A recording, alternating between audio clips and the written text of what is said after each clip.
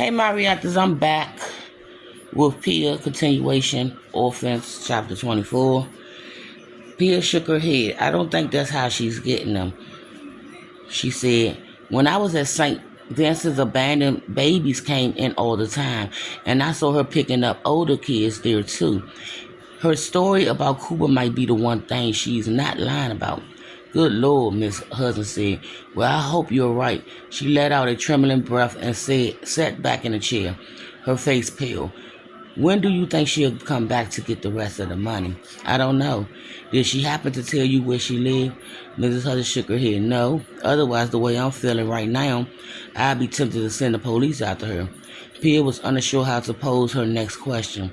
Scared of saying the wrong things, more scared of being told no. But there was no other choice. She had to ask before she lost her nerves.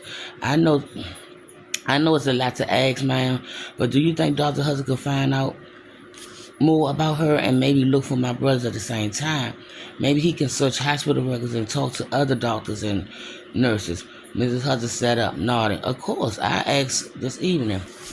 Piers let out a sign of relief. Thank you, ma'am, she said. I hate to ask for more help, but do you think it might also be possible for him to find out if my father came back from the war? I'll see. Thank you. You had no idea how much that means to me. After everything you've done for us, the very least we can do is help you try to find your family.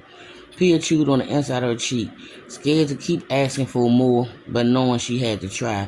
Forgive me for being so needy, man, but what about allowing me to go to our old apartment to see if the people living there have any news? Uncertainty pinched Miss Hudson's face, her eyes glazing over with exhaustion and worry. She seemed torn between fear and trying to help.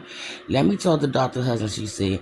You know how we feel about the possibility of the flu still being around. If he think it's safe and he can support your search, I'll make sure he takes you there himself. A burning lump formed in Pia's throat.